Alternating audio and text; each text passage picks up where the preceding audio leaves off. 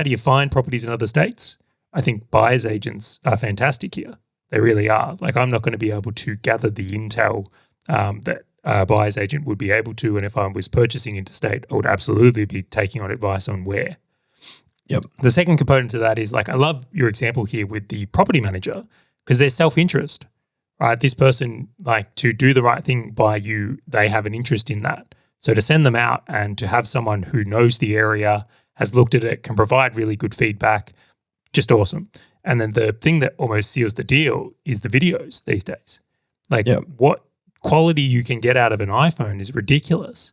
So if you are utilizing buyer's agents, property managers, the use of video, and then you hinted on this one before with like pest and building reports, like, you can actually mitigate a lot of the risk without ever having to go to a location, which can make, I think, a substantial difference when you're looking at these types of things here.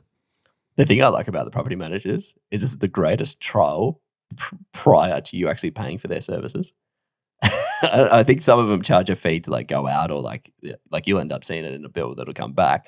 There's almost like this, how much are you willing to do in order to win me as a customer? Because they're like, if they're willing to go out to a place, including travel time, I'm sure it's like 20 minutes, 30 minutes of their time and cutting out the middle of their Saturday.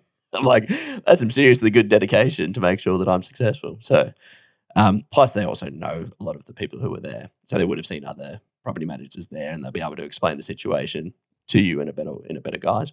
Like your point as well around like buyer's agents. So buyer's agents get out there, get their feet on the ground and do the same thing. Photos, videos, like what are they seeing?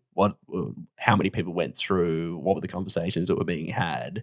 What was the interest like? All those kind of things, especially because you're in the industry. They'll be talking to the people trying to sell it. So my first investment property I bought, I use a buyer's agent called Matt, which shout out to Matt, awesome guy. He was really interesting in the experience because he was one of those where he would go to every property he inspects. Not all buyer's agents do that, right? They utilize different services depending on their location. Matt, though, was very much what you would call like a local area expert. That was his thing. He would go in there, man, and he would be looking at these properties in a very different way than other people. And I really appreciated that in his service, where he was looking at through how does this property stack up against other properties in the area and the opportunities he had. So I really enjoyed that as well. Like, his commentary around things was very unique because, like, he wouldn't overpay. He's like, well, I'm not going to pay, let's just say $100,000 for this because I can buy one down the road for 90 that's better. So he's where someone who may be buying for emotional reasons because they like the color of the walls or whatever, it's like he wasn't playing those games. So really, really powerful insights from that one as well. And you get, it's interesting, I know a guy who owns a building and pest inspection organisation in Victoria, and they also do a specialised inspection, and it's really interesting talking to him about how many more people have actually got him to go out to do a pre-building and pest on the property during the inspection. So obviously he can't get under the house, can't get in the roof, can't do all of those things, but he literally just rocks up, walks around, takes the video, takes the photo, and does like this pre-inspection, which more or less is someone trying to get the same outcomes of what we're talking about with property managers, buyer's agents, etc., where it's just like this inspection to go, is it livable? What does it look like? Can you give me a video walkthrough because the photos on realestate.com.au aren't that great? And he actually reckons that was a great service that he was providing because it was so easy for him to go in, observe. Probably not a bad business. It was great because then he also locked in the building and pest, like the actual inspection after the offer was put on and approved. So then he went back and actually did the full-blown thing. I will say in a lot of cases, and this is back to my tradie days, let's say there's a problem in a roof, right? At times, you don't need to get into the roof to know there's a problem in the roof. There'll be signs and symptoms. It's like, we've seen a bit of sag in the roof over there. Oh, look, there's a wet patch. So it's only when you're trying to find the problem and the cost of fixing it do you maybe need to get into the roof in this example. So I think that's a very merited strategy, right? And there's a whole bunch of – I'll give you another really good one, swelling in the cabinets. If you're ever going to go to an inspection – like go and check all the bathrooms and kitchen ones because if there's leaks and things like that and the cabinets are swollen, like that could be a very expensive thing to find before you get in there. It was something you would want to know. Are there services of people that just formally do this, or is it usually like a sub-layer of like a building and pest inspector or like a buyer's agent, like where they would actually go out to look at something? So imagine imagine you went and found something off realestate.com that you thought was a great potential purchase. Like, can you, like, do you know anyone else that you can just reach out to and say, hey, can you just like book yourself in? Like, can you go on like Airtasker or something like that and just like book someone in to go and check out a property and do a video and take some photos? I don't know of it, but it wouldn't surprise me if it comes out in the coming years. I will just kind of highlight a point here, though, is like, let's say I went out and did like a surface level look around a problem and said, hey, this might be an issue. Hey, this might be a thing. Like, the reality is that you probably don't need too many qualifications and too many insurances.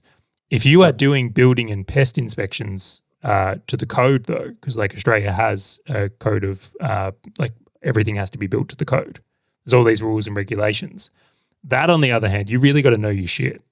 Like, that's not something you can do a weekend course in. Like, that's something that is heavily regulated. There's a lot of insurances that go with it. Like, if you go to a property and you're saying, look, this is termite free, and it's not, there's repercussions.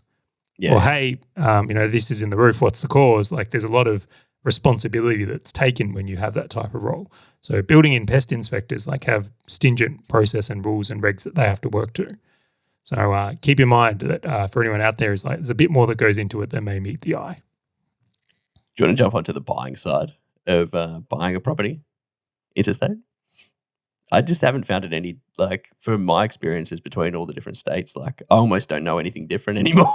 It's like all of the paperwork just gets emailed through and you scan it and send it. Like, it's almost no different. Like, I know you've bought a principal place of residency in Victoria, and you've also bought investment properties outside of Victoria. Like, was the experience any different between buying one face-to-face versus buying one not face-to-face? So the irony is, even if you buy a property, let's say you're buying the house next to you. Yep. There's nothing done in person, right, that would warrant that experience. It's all still dealing with the bank online or the broker through email, right? So it's the virtual experience, I think, is here to stay.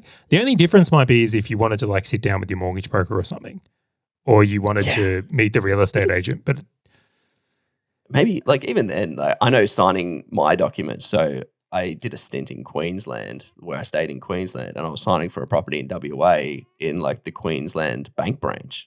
and I do that in the Victorian bank branch, like for places that I buy elsewhere. So it's even then, like, it just doesn't matter. Like, I don't see any difference between actually the transactional purchase being any different at all. All right, fellow property investor, if you loved the value from this short video and wanted to know more about how you can win at property investing, check out the full episode by clicking the link on your screen or in the description right now. Alternatively, click subscribe and you'll never miss another one of these videos.